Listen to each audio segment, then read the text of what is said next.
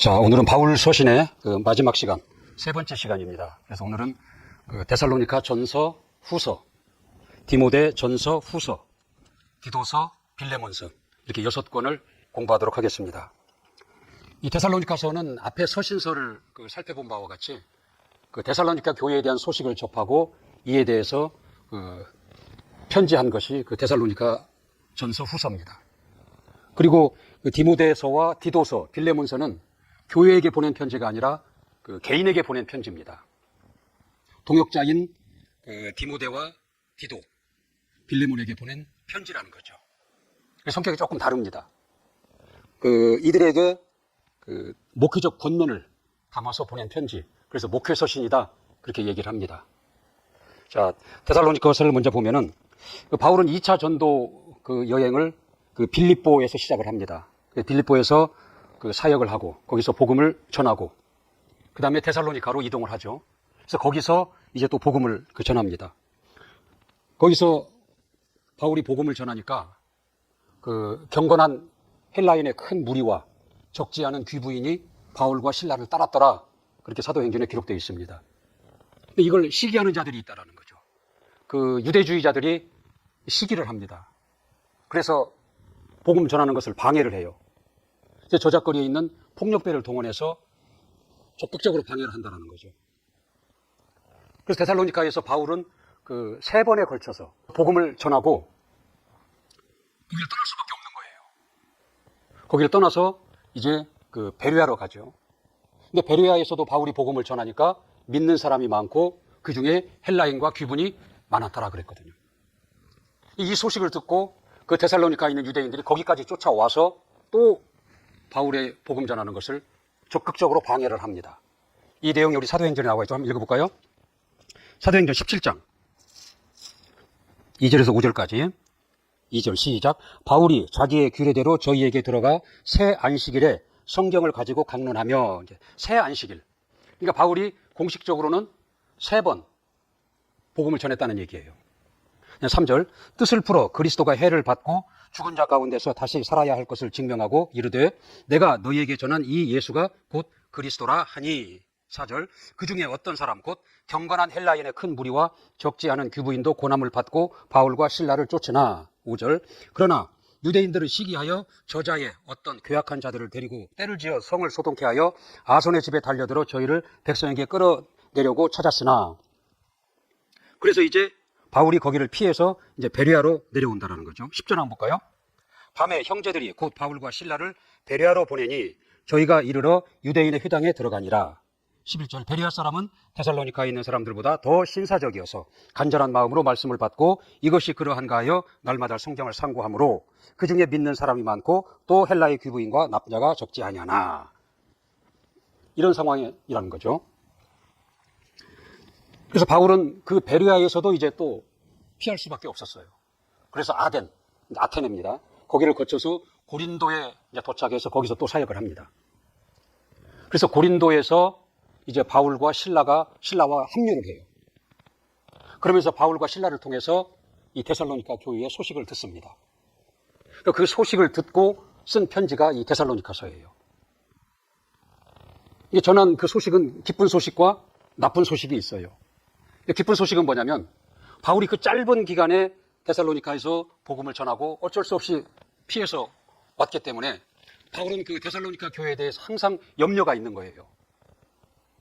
그들을 충분히 양육하지 못한, 아직 젖먹이와 같은, 젖을 떼지 못한 젖먹이와 같은 자들을 두고 왔기 때문에 항상 바울의 마음에는 데살로니가 교회가 있는 거예요. 그래서 그들이 과연 믿음을 지켜낼 수 있을까 염려하던 중에 이 디모데가 와서 소식을 전하는데 기쁜 소식을 전해요. 그들이 믿음을 굳게 하고 오히려 성장을 하고 있다는 거예요. 그리고 주변 교회의 모범이 되는 소문난 교회로 그렇게 성장하고 있다는 기쁜 소식을 듣습니다. 그래서 그에 대한 감사, 그에 대한 격려로 이 데살로니가서가 시작이 됩니다. 데살로니가전서 1장 7절 8절. 그러므로 너희가 마케도냐와 아가야 모든 믿는 자의 본이 되었는지라. 8절. 주의 말씀이 너희에게로부터 마케도니아, 아가야에만 들릴 뿐 아니라 하나님을 향하는 너희 마음의 소문이 각처에 퍼진 거로 우리는 아무것도 말할 것이 없노라. 이게 바울은 안도하며 기뻐하며 이들로 인해서 이들을 격려하고 기뻐한다라는 거죠. 그런 편지를 먼저 서두에 이제 보내는 거죠. 그러니까 이들이 이 짧은 기간에 그 바울의 복음을 듣고 그런 환경, 그들이 견딜 수 있었던 것은 그들의 믿음을 잃어버리지 않고 그들의 믿음을 견고하게 하고 오히려 주변에 영향을 끼칠 정도로 그 소문난 교회로 그 성장할 수 있었던 그 힘이, 그 동력이 어디서 나왔을까? 이게 그 답이 나옵니다. 1장 5절에 보면은 이는 우리 복음이 말로만 너희에게 이른 것이 아니라 오직 능력과 성령과 큰 확신으로 된 것이니 그랬거든요. 그러니까 이들이 바울의 복음을 받을 때 말로 받지 않았다라는 거죠. 이게 말로 받지 않았다는 건 뭐예요? 지식으로, 관념으로, 어느 하나의 개념으로 받지 않았다라는 거예요. 그것을 실상으로 받아들였다라는 것이거든요. 이게 믿음으로 받아들였다는 건 뭐냐면 실상으로 받아들였다. 그런 얘기입니다. 지금 내 눈앞에 나타난 것, 내 눈앞에 있는 것은 그건 현실입니다. 그거 내가 느낄 수 있는 것, 느낄 수 있고 확인할 수 있는 것. 확인할 수 있는 건 뭐예요? 이거 실상이거든요. 이 현실과 이 실상은 이건 믿음이 아니에요. 그냥 현실이고 실상이라는 얘기죠. 이게 바울이 전한 말을 큰 확신으로 받았다 그랬잖아요.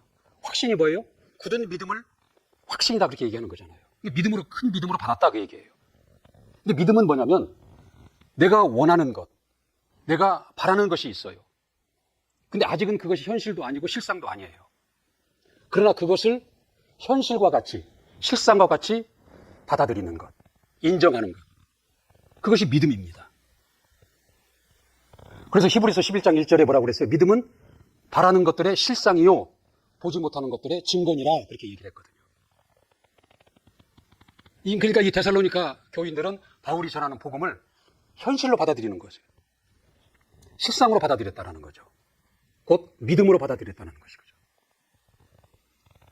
그렇기 때문에 충분히 양육받지 못한 상태에서도 그들이 믿음이 성장을 하고 주변에서 오는 그 핍박과 그런 어려움을 극복하고 성장할 수 있었다는 것입니다. 우리 믿음으로 부활을 믿잖아요. 지금 현재 믿음은 내 눈앞에 있는 현실도 아니고 내가 지금 느낄 수 있고 확인할 수 있는 실상도 아니에요. 그러나 그 부활을 실상으로, 그 부활을 현실로 인정하고 받아들이는 것, 그것이 믿음입니다. 그래서 그 믿음이 주님이 오실 때 그 부활하게 한다는 거예요. 이게 믿음입니다. 그러니까 복음을 큰 확신, 곧 굳건한 믿음으로 이들은 받았다. 그래서 이들이 그 연약한 상태에서도 무너지지 않고 믿음이 성장을 하고 오히려 본이 되었다. 그런 얘기입니다. 그다음 2장에 들어가면 이제 바울이 데살로니카에 있을 때, 짧은 기간이었지만 있을 때 거기서 자기가 한 그 일에 대해서 기록을 하고 있어요. 근데 바울 서신서의 그 여러 군데 걸 보면은 처음 인사를 할 때 하나님의 뜻을 쫓아 예수 그리스도의 사도된 나 바울 이렇게 소개를 합니다. 자신을 소개할 때 하나님의 뜻으로 된 사도다. 예수 그리스도의 사도가 되었다. 이렇게 자기를 드러내요. 우리 다른 데 한번 볼까요? 골로새서 1장 1절 한번 봅시다. 골로새서 1장 1절. 하나님의 뜻으로 말미암아 그리스도 예수의 사도된 바울과 형제 디모데는 그렇게 얘기를 하고 있어요. 갈라디아서 1장 1절에도 보면은 사람들에게서 난 것도 아니요 사람으로 말미암은 것도 아니요 오직 예수 그리스도와 및 죽은 자 가운데서 그리스도를 살리신 하나님 아버지로 말미암아 사도된 바울은 자신을 이렇게 소개한다라는 거죠. 나 스스로 내 자유로 사도가 된 게 아니라 하나님의 뜻으로 사도가 되었다. 이렇게 얘기를 합니다. 그리고 다른 서신서에도 보면은 자기가 사도로서의 부족하지 않다. 사도로서의 충분한 자질과 그 능력이 있고 권위가 있다. 스스로 막 써냅니다. 이 서신서 곳곳에 나와 있어요. 그리고 자신이 그 한 일, 이 복음을 전하기 위해서 당한 고통과 이 고난, 수고, 헌신 이것을 쓰거든요. 왜 이렇게 이런 걸 썼을까? 자신을 자랑하기 위해 썼을까요? 그러지 않습니다. 이건 바울이 이런 것을 쓴 것은 이제 바울이 복음을 전하고 다른 지역으로 이동을 하면 거기에 바울을 의심하는 자들이 나타나요. 그래서 바울을 의심하고 바울이 사도로서 자격이 없다. 사도로서 자질이 부족하다. 그렇게 바울을 의심하고 바울을 이렇게 모함하는 자들이 나타난다는 거죠. 그럼 무슨 문제가 생기냐? 바울이 전한 그 복음을 받아들이는데 어려움이 있는 거예요. 그 얘기를 접한 자들은 바울이 전한 복음 자체를 의심하게 된다는 거죠. 그래서 바울은 이렇게 편지를 보낼 때 자신을 먼저 하나님의 뜻으로 난 사도다. 그리고 나는 사도로서 자질이 충분하고 그러한 권위가 있고 사도로서 열심을 냈고 헌신을 다하고 있다. 그렇게 쓰는 겁니다. 이게 바울은 주님이 직접 살아계실 때 이게 택한 사도가 아니잖아요.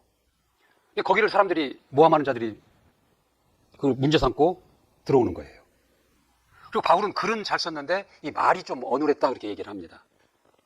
그걸 또 흠을 잡는 거예요. 그리고 바울은 그 고난의 사도라 할 정도로 많은 고난을 받잖아요. 그러니까 그들의 바울을 의심하고 모함하는 자 입장에서는 하나님이 보낸 사도면 만사가 형통해야 될 텐데 왜 저렇게 가는 곳마다 고난을 당하느냐? 그럼 하나님이 세우신 사도가 아니다. 이런 식이었다라는 거죠. 그래서 바울은 그 자기를 소개하고 자기가 사도로서 충분한 자질이 있고 권위가 있고 그리고 내가 헌신하고 내가 수고한 것을 이렇게 기록했다라는 거죠. 그런 의도로. 그 다음에 이제 그 나쁜 소식이 있어요. 나쁜 소식이 뭐냐면 연약한 중에도 그렇게 그 믿음을 그 복음을 믿음의 큰 확신으로 받아서 성장을 하고 모범이 되었으나 또 교회 안에 여러 가지 문제가 있다라는 그 소식을 접합니다.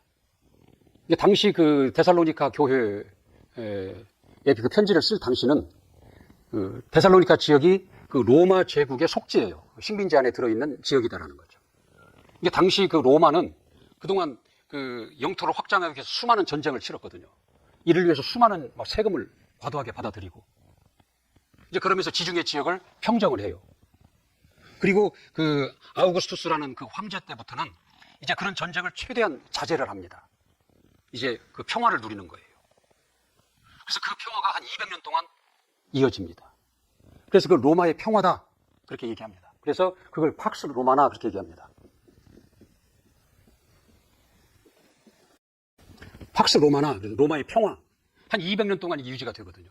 지금 그 중에 있는 거예요. 특히 이 데살로니가 지역은 한쪽은 로마로 다른 한쪽은 이스탄불로 통하는 지역에 있어요. 이게 당시 세계의 수도라고 하는 로마와 이스탄불로 향하는 중간 지점에 있다라는 거죠. 전략적으로 로마 입장에서는 아주 중요한 지역 위치에 있는 거예요. 그래서 더 많은 혜택과 더 많은 보장을 해준 것이 이 데살로니가는 지역입니다. 그래서 모든 것이 풍족하고 안전하고 자유하고 그런 환경이었습니다. 이제 그런 환경에서 이제 그러다 보니까 이들이 도덕적으로 막 타락을 합니다. 그리고 우상을 숭배한다라는 거죠. 그런 분위기에 있는 데살로니가에 바울이 복음을 전해서 교회를 세운 거예요. 그래서 그 중에 믿는 자가 극소수였을 거 아니에요. 근데 그들은 항상 힘든 거예요. 믿지 않는 자들의 핍박과 그들의 박해가 있는 거예요. 그리고 그동안 같이 있다가 나는 믿고 한 가족 중이라도 이웃과 친척 중이라도 나는 믿고 저들은 믿지 않을 때 저들로부터 비웃음을 받아야 되고 왕따를 당해야 되는 어려움에 있는 겁니다. 그리고 다수가 가지 않는 그 좁은 길을 내가 선택하고 가고 있는데 가다가 문득 불안이 오는 거예요. 의심이 온다라는 거죠. 과연 내가 선택하고 가는 이 길이 맞는가? 그런 의심과 염려가 막 밀려올 때가 있는 것이다라는 거죠. 근데 다수가 그 길을 가고 있고 그들이 겉으로 보기에는 훨씬 더 평화롭고 훨씬 더 자유로워요. 행복해 보인다라는 거죠. 그런 어려움 중에 있는 거예요. 이 데살로니가 이 신생교회가. 그래서 이들의 소망은 뭐냐면 바울이 전한 대로 주님이 속히 오신다고 했으니까 속히 오셔서 심판이 일어나고 저들을 보란 듯이 우리는 들림을 받아서 주님의 나라에 가는 것을 기다리고 있었다라는 거죠. 그것이 금방 이루어질 줄 알았어요. 근데 시간이 지나도 그게 금방 주님이 오시지 않는다라는 거죠. 그러다 보니까 교회 안에 문제가 생기기 시작을 해요. 그래서 그 나쁜 문제에 대한 소식을 이 디모데가 전하는 겁니다. 그 나쁜 소식 중에 하나가 뭐냐면 그 규모 없이 게으른 자가 있다는 거예요, 교회 안에. 근데 이들은 주님이 속히 오시기 때문에 규모가 무슨 필요가 있느냐? 규모가 없다는 건 뭐냐면 계획도 없다는 거예요. 그리고 절제, 한도가 없이 그냥 되는 대로 사는 겁니다. 규모 없이 사는 겁니다. 그리고 게으르다라는 거죠. 이제 그런 자들이 교회 안에 있다라는 거죠. 그래서 이것에 대해서 바울은 권면을 하고 그런 자들에 대해서 경고를 합니다.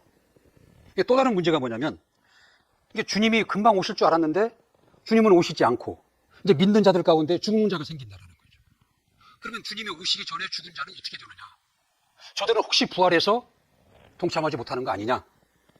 이런 걱정과 의심이 이제 교회 안에 막 일어나기 시작한다는 거죠. 그래서 먼저 죽은 자에 대해서 몹시 슬퍼하는 거예요. 슬프다는 건 뭐예요? 소망이 없다라는 거잖아요. 같이 신앙생활하다 저들은 주님이 오시기 전에 죽었기 때문에 저들은 부활에 동참하지 못하는 거 아니냐라는 생각이 있기 때문에 슬퍼한다라는 거죠.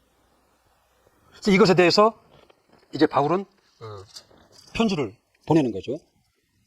데살로니가전서 4장 13절 한번 보세요. 형제들아, 자는 자들에 관하여는 너희가 알지 못함을 우리가 원치 아니하노니 이는 소망이 없는 다른 이와 같이 슬퍼하지 않게 하려 함이라. 자는 자들이 뭐예요? 먼저 죽어서 낙원에 가 있는 자들을 지금 얘기하는 겁니다. 14절을 보세요.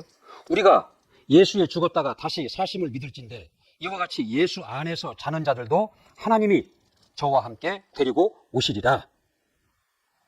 15절, 우리가 주의 말씀으로 너희에게 이것을 말하노니 주 강림하실 때까지 우리 살아남아 있는 자도 자는 자보다 결단코 앞서지 못하리라. 주께서 호령과 천사장의 소리와 하나님의 나팔로 친히 하늘로 쫓아 강림하시리니 그리스도 안에서 죽은 자들이 먼저 일어나고 그 후에 우리 살아남은 자들도 저희와 함께 구름 속으로 끌어올려 공중에서 주를 영접하게 하시리니 그리하여 우리가 항상 주와 함께 있으리라. 그러므로 이 여러 말로 서로 위로하라.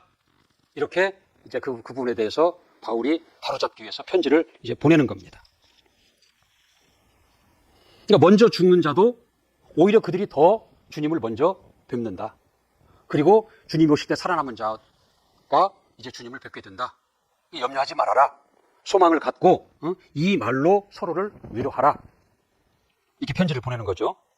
그리고 5장 1절 2절에 보면은 형제들아, 때와 시기에 관하여는 너희에게 쓸 것이 없음은 주의 날이 밤에 도적같이 이를 줄을 너희 자신이 자세히 알미라. 근데 그 주님이 오시는데 때를 모른다라는 거예요, 누구도. 그리고 밤에 도적과 같이 그렇게 주님이 오신다라는 거거든요. 그렇기 때문에 너희는 이제 5장 12절로 가면 너희는 이렇게 살아야 한다. 이렇게 권면하는 것으로 이 데살로니가 전서가 마무리가 됩니다. 그래서 5장 16, 17, 18절 보면 우리가 잘 아는 구절이죠. 항상 기뻐하라, 쉬지 말고 기도하라, 범사에 감사하라. 이런 하나님의 뜻이니라. 이렇게 이제 권면을 하고 있다라는 거죠. 여기서 우리가 항상 기뻐하라, 범사에 감사하라. 이게 감사와 범사라는 건 뭐냐면 어느 내 현실과 어느 사건이나 일 앞에 나타나는 감정 반응이잖아요. 이게 감사도 그렇고 기쁨도 그렇다는 거죠. 이게 감정 반응이거든요. 이게 좋은 일이 있고 감사한 일이 있으면 거기에 따른 감정이 드러나고 기쁜 감정이 나타나는 거죠. 그게 이제 일반적인 우리가 감사와 기쁨을 얘기하는 거잖아요. 근데 이들의 지금 현실은 도무지 감사할 수 없고 기뻐할 수 없는 현실이에요. 그럼 어떻게 감사할 수 있고 기뻐할 수 있느냐? 우리는 한 번 정도 시도를 다 해봤을 거예요. 하나님의 뜻이니 그렇게 살아야지 하고 마음을 굳게 하고 결심을 하고 감사해야지, 기뻐해야지 시도를 해봤을 겁니다. 그러나 그것이 오래 가지 못해요. 결국 현실 앞에 무너진다는 거죠. 다시 옛날로 돌아가요. 그래서 기뻐할 일이 생기면 기뻐하지만 그렇지 못할 일이 생기면 불만과 불평과 낙심을 한다는 거죠. 그럼 어떻게 해야 되느냐? 이 감정보다 더 큰 감정이 있으면 현실에서 오는 그 감정 반응보다 더 큰 감정이 있으면 이걸 극복할 수 있는 거예요. 그래서 기뻐할 수 있고 감사할 수 있는 것이다라는 거죠. 더 큰 감정은 어떻게 와야 되느냐? 어떻게 오느냐 이거죠. 하나님을 알아야 되는 거예요. 그래서 하나님을 알아야 한다. 하나님의 하나님 되심을 우리가 알 때, 그 하나님의 그 크고 높으시고 그 사랑이시고 선하시고 그 능력이신 그 하나님을 내가 정말 맛보아 안다면, 그 하나님의 영광에 내가 압도를 당한다면 이 현실의 문제는 그렇게 크게 느껴지지 않을 거예요. 이 하나님을 아는 것으로 능히 이 감정을 극복할 수 있을 것이다라는 거죠. 이 하나님을 알아야 되는 거예요. 그리고 하나님으로부터 오는 그 은혜가 있다라는 거죠. 은혜가 뭐예요? 하나님으로부터 나오는 것인데 내 수고하지 않고 내가 믿음으로 받아들이는 것이 그게 은혜잖아요. 하나님의 사랑을 은혜로 받는 거예요. 영생을 은혜로 받잖아요. 자녀들의 신분을 은혜로 받습니다. 하나님의 아들에게 주실 그 모든 것들이 있잖아요. 그걸 내가 받았어요. 그걸 복이에요. 복이 있잖아요. 그게 은혜라는 거죠. 근데 그 은혜를 내가 맛보아서 알 때, 개념이 아니라 맛보아 알 때 이 은혜에 나오는, 여기서 나오는 감정이 또한 있을 것이다라는 거죠. 하나님을 아는 데서 오는 감정이 또한 있을 것이다라는 거죠. 이 감정이 이 감정보다 클 때 우리는 그것으로 인해서 기뻐할 수 있고 감사할 수 있는 것이다라는 거죠. 그러니까 우리는 무엇을 구하기에 앞서서 먼저 하나님을 구하는 것이 우선입니다. 그래서 하나님이 우리에게 주시고자 하신 그 은혜로 주는 것들, 그것을 받아들이는 것이 우선이다라는 거죠. 그리고 이것을 개념, 관념으로, 그 바울이 표현한 대로 말로만 받지 아니하고 실상으로, 현실로 받아들여야 된다는 거죠. 그 시편 34편에 보면 뭐라고 그랬냐면 이걸 맛보아 안다 그렇게 했어요. 하나님을 알 때 맛보아 알라 그래요. 체험으로 안다는 거죠. 그래서 하나님의 은혜를, 하나님을 내가 맛보아 알게 되면 거기에서 나오는 감정 반응이 있잖아요. 그 감정 반응이 더 크기 때문에 현실에서 오는 그 감정 반응을 극복하고 기뻐할 수 있고 감사할 수 있는 것이다라는 거죠. 그다음 데살로니가 후서는 뭐냐면 이 전서, 먼저 편지를 한 통을 보냈는데 여전히 교회 안에 문제가 있는 거예요. 그래서 이 소식을 듣고 다시 편지를 보내는 것이 데살로니가 후서입니다. 전서를 보내고 다음에 오는 소식이 뭐냐면 이 핍박이 더 심해지고 있다는 거예요. 이 데살로니가 교회에 그 주변에서 오는 핍박이, 박해가 더 심해진다는 소식을 듣습니다. 그래서 바울은 이에 대해서 이제 하나님의 공의를 가지고 얘기를 합니다.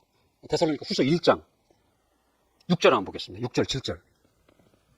너희로 환난 받게 하는 자들에게는 환난으로 갚으시고 환난 받는 너희에게는 우리와 함께 안식으로 갚으시는 것이 하나님의 공이시니, 주 예수께서 저희의 능력과 천사들과 함께 하늘로부터 불꽃 중에 나타나실 때에 하나님을 모르는 자들과 우리 주 예수 그리스도의 복음을 복종치 않은 자들에게 형벌을 주시리니, 이제 하나님의 공의가 그렇다라는 거예요. 그래서 환난을 받는 너희에게는 안식으로 갚으실 것이다. 그러나 너희에게 환난을 주는 저들은 환난으로 갚으실 것이다. 그러니까 견디고 무너지지 마라. 그런 편지를 보내는 겁니다. 그 다음에 두 번째 또 무슨 소식이 들리냐면 이미 주님이 임했다, 오셨다. 근데 이 얘기는 어디서 나오냐면 첫 번째 바울이 복음을 전할 때 주님이 밤에 도적과 같이 올 것이다 그랬거든요. 그러니까 이미 오셨는데 우리만 모르고 있는 거 아니냐, 이런 걱정이 있고 이것에 대한 자꾸 미혹이 일어난다는 거죠. 그래서 그것에 대해서 그 바울은 편지에다 그 내용을 적는 겁니다. 그래서 2장 3절에 보면은 그런 말에 미혹되지 말라 그렇게 권면을 해요. 2장 15절에는 내가 말로나 편지로 가르친 것을 지켜라. 흔들리지 말고 지켜라. 그렇게 이제 편지를 보내는 겁니다. 그 다음 또 세 번째, 또 무슨 문제가 있냐면 여전히 교회 안에 규모 없는 자들, 게으르게 사는 자들이 있다는 거예요. 그래서 그들에게 또 경고를 합니다. 우리가 잘 아는 구절이죠. 후서 3장 10절에 보면 우리가 너희와 함께 있을 때에도 너희에게 명하기를 누구든지 일하기 싫어하거든 먹지도 말게 하라 하였더니, 이러한 내용을 편지를 보냅니다. 이게 데살로니가 후서입니다. 그 다음에 이제 다음에는 이제 디모데죠. 디모데 전서. 이 디모데라는 그 개인에게 보내는 편지예요. 이 디모데는 바울 사도가 가장 아끼는 후배예요. 그래서 자기 아들이라고 표현을 합니다. 영적으로 내 아들이다, 이제 그렇게 표현을 합니다. 그 디모데에게 편지를 보내는 겁니다. 바울은 나이도 있고 많은 목회 경험이 있어요. 근데 디모데는 아직 젊고 그런 경력이 작다라는 거죠. 그래서 그에게 이제 그 목회적 권면을 보내는 겁니다. 그래서 목회 서신이다 그렇게 얘기를 합니다. 이 편지를 보내는 목적이 3장 14절에 보면 나와 있어요. 15절에 보면은 내가 속히 내게 가기를 바라나 이것을 내게 쓰는 것은 만일 내가 지체하면 너로 하나님의 집에서 어떻게 행하여야 할 것을 알게 하려 함이니 그랬거든요. 이 하나님의 집에서 네가 어떻게 행하여야 할 것을 쓴 거예요. 이게 교회 안에서 네가 어떻게 담임 목사로서 네가 어떻게 해야 할 것을 쓴 것이 이게 디모데서라는 거죠. 디모데 전서에서 가장 바울이 디모데에게 권하는 것은 뭐냐면, 크게 강조하는 건 뭐냐면 바른 복음을 전해라. 바른 복음을 경계하고 바른 복음을 전해야 한다라는 것을 제일 크게 강조합니다. 그래서 1장 4절에 보면은 신화나 족보에 매달리지 말라 그래요. 이 신화는 뭐예요? 구약에 그러니까 사실이 아닌 것들을 뭐 하나를 사건을 끄집어 가지고 사실이 아닌 것을 그것을 마치 신화인 양 꾸며서 거짓으로 막 얘기를 해서 사람을 미혹하는 거예요. 족보에 창념치 말라 그랬거든요. 1장 4절에. 족보에 창념치 말라는 건 뭐예요? 어느 개인의 그 가계도를 거기에 몰두해가지고 그걸 연구하고 거기서 무엇을 찾으려고 하지 말라 그 얘기예요. 예를 들어서 아브라함의 처가의 족보를 연구한다라든가 이게 무슨 의미가 있겠어요? 그런 짓 하지 말라. 그런 것을 교회 내에서 가르치는 자들을 금해라. 오직 바른 교훈만을 가르쳐라. 가장 큰 강조점이 이 편지에서 그겁니다. 그러니까 오늘날도 우리가 교회에서 보면은 그 본질적이지 않은 것들, 그리고 하나님의 경륜을 아는데 아무 도움이 되지 않는 것들이 있잖아요. 그런데 호기심을 유발하는 것들이 있어요. 그래서 그걸로 인해서 교회 안에서 분쟁이 일어난다는 거죠. 이제 그런 것들을 금하고 바른 복음만을 전하도록 해라. 그런 당부를 하는 겁니다. 그리고 그 금욕주의자들을 경계하라 그럽니다. 경건해지려면 금욕주의자들은 유대주의에서 개종한 그리스도인들에 대해서 그런 특성들이 나타나는데 절제, 결혼도 하지 않고 내가 먹는 것도 가려서 먹고 결혼하지 않고 먹는 것, 음식물을 폐하고 이런 것을 통할 때 더 큰 경건에 이르게 된다. 이렇게 잘못 가르치는 자가 있다는 거죠. 그래서 그것을 경계해라. 바른 복음이 아니다. 그것을 얘기합니다. 그리고 또 강조하는 게 뭐냐면 직분자를 바로 세워야 한다. 직분자를 세울 때는 감독은 이러이러한, 집사는 이러이러한 자격을 가진 자를 집사로 세워야 한다. 그 내용을 편지에 쓰고요. 그 다음에 선한 행실을 당부합니다. 디모데에게. 그리고 이제 교회의 바른 치리에 관한 지침을 내리잖아요. 그래서 교회 안에 여러 부류의 사람들이 있다는 거죠. 그래서 그들을 대할 때는 어떻게 대해라. 이런 지침. 이런 내용들이 디모데 전서에 나타나 있습니다. 디모데 후서는 이제 바울의 목회 서신 가운데 가장 마지막에 쓴 편지입니다. 이제 바울이 로마 감옥에 잡혀서 이제 죽음이 바로 임박해 있는 직전에 쓴 편지가 그 디모데 후서입니다. 이 디모데 전서는 그 디모데에게 그 목회의 그 직무에 관한 권면을 쓴 것이라면, 디모데 후서는 이제 그 디모데 개인의 삶, 너는 이렇게 살아야 한다, 이렇게 살아내야 한다라는 걸 권면하는 거거든요. 그냥 사라지는 삶이 아니라 내가 부탁한 대로, 내가 지금 권면하는 대로 그렇게 살아내야 한다. 그런 내용이 그 디모데 후서입니다. 여기에 보면은 이 장면을 보면 가슴이 찡해요. 이제 사도 이 바울이 그 고난을 받고 복음을 전하면서 당한 핍박이 있고 어려움이 있었는데 다 가고 여기까지 왔습니다. 그리고 이제 죽음을 앞두고 있다라는 거죠. 그러면서 그도 인간에게 인간적인 그 쓸쓸한 감정이 나타나요. 그래서 4장 11절 보면은 내 옆에 누가만 있고 나머지는 다 떠났다. 보다도 사랑하는 내 아들 디모데야, 속히 내 곁으로 오라.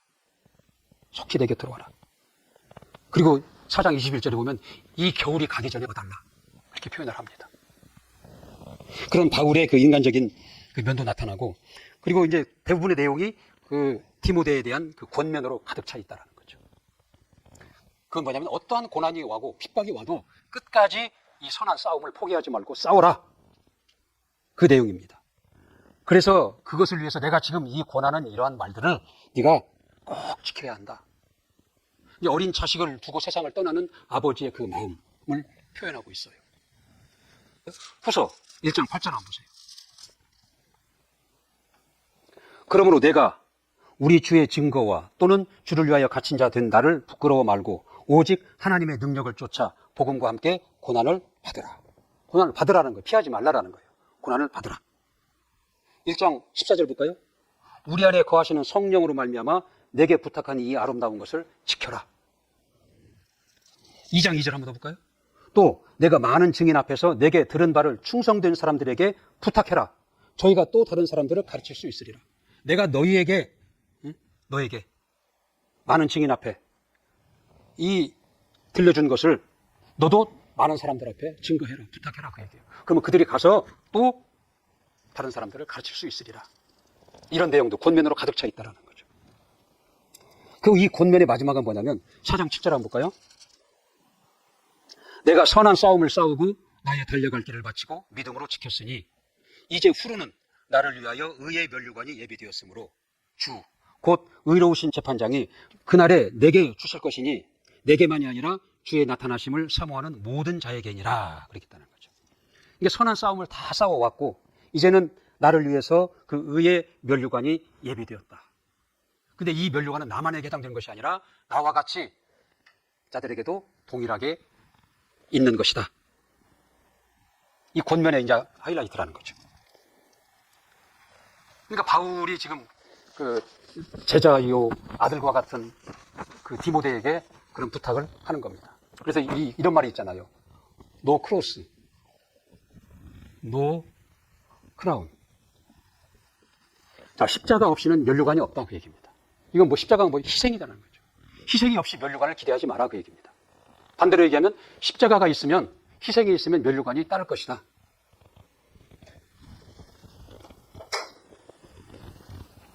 그걸 지금 아들과 같은 디모데에게 지금 권면하고 있는 것이다라는 거죠. 이 바울이 이 편지를 쓸 때의 그 상황을 한번 이렇게 생각해 보면 굉장히 감동이 와요. 그 어려움을 다 극복하고 이제는 죽음을 목전에 두고 야, 내가 이제 여기까지 싸워서 인내하고 여기까지 왔구나. 그 안도함. 그리고 이제 주실 그 면류관, 의의 면류관을 그 소망하는 그것이 그려지잖아요. 그러니까 우리 또 누구나 다 임종의 순간이 옵니다. 근데 그 임종의 순간이 왔을 때 그 죽음이 두려운 자들이 있고 죽음이 오히려 소망이 되는 자들이 있다는 거죠. 그래서 우리가 신앙생활을 하는 것은 그 죽음을 준비하는 거예요. 죽음 앞에 두렵지 않도록. 그 죽음이 오히려 소망이, 이 땅에 사는 것 자체가 힘들었고 그리고 내가 이 신앙생활을 하면서 받은 핍박이 있고 희생이 있었고 어려움이 있었다라는 거죠. 이제 그것을 생각하며 그 소망을 가지는 죽음. 그래서 전도서에 보면은 그 너희는 잔치집에 가는 것보다 초상집에 가는 것이 낫다. 너희의 모든 형편이 저와 같음이라 그랬거든요. 그래서 그 초상집에서 배울 것이 더 많다라는 거예요. 그래서 지혜로운 자의 마음은 초상집에 가 있고 우매한 자의 마음은 잔치집에 가 있다. 그 전도서 7장에 그 나와 있는 얘기입니다. 근데 우리가 신앙생활을 하는 것은 임종의 순간, 그 죽음 앞에 두려움을 없게 하기 위한 것입니다. 죽음을 준비한 것이다라는 거죠. 이 바울과 같은 그 죽음을 맞이하고자 우리는 구태여 이렇게 그 수고하면서 신앙생활을 하는 것입니다. 그럼 디도서가 있죠. 이 디도서는 그 그레데라는 섬이 이 바울이 그 전도 여행을 하면서 그레데 섬을 거쳐가잖아요. 거기에 이제 교회가 세워지는데 그 섬에 그 디도라는 그 제자를 보내는 거예요. 그래서 그 디도로 하여금 교회를 바로 세우게 하기 위해서 그 권면하는 편지가 이게 디도서입니다. 이 내용이 이 디모데서와 유사해요. 이게 디모데서를 보는 그런 안경을 가지고 보면 문제없이 그냥 볼 수가 있습니다. 그 다음에 이제 마지막으로 빌레몬서가 있죠. 이 빌레몬이라는 사람에게 보내는 편지거든요. 이게 빌레몬은 이 바울의 동역자예요.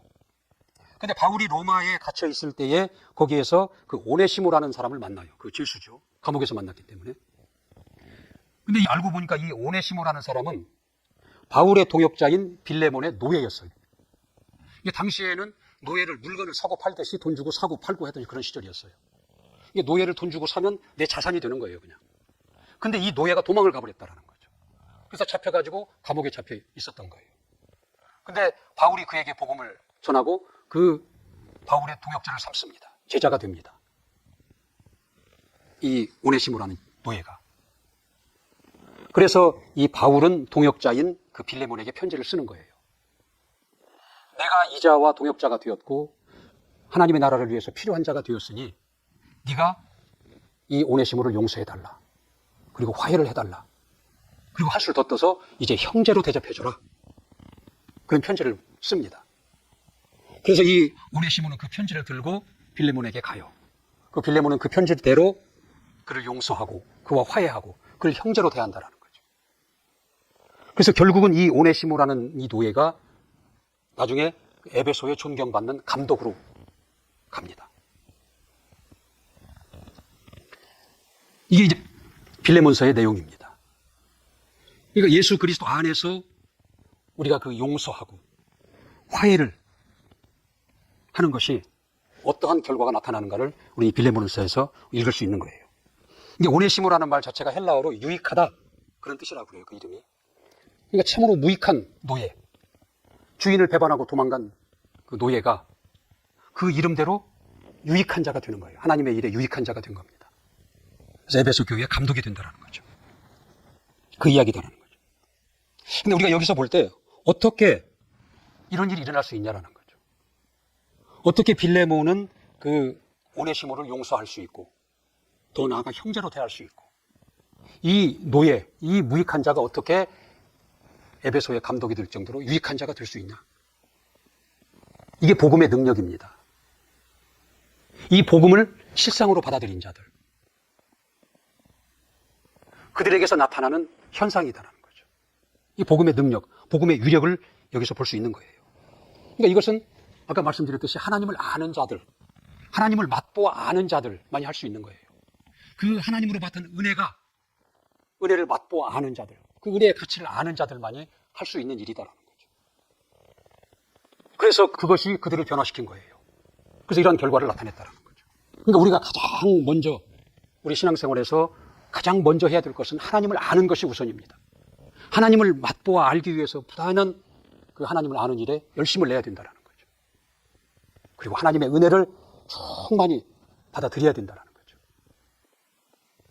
개념이 아니라 실상으로, 다른 말로 믿음으로 받아들여야 된다는 거죠.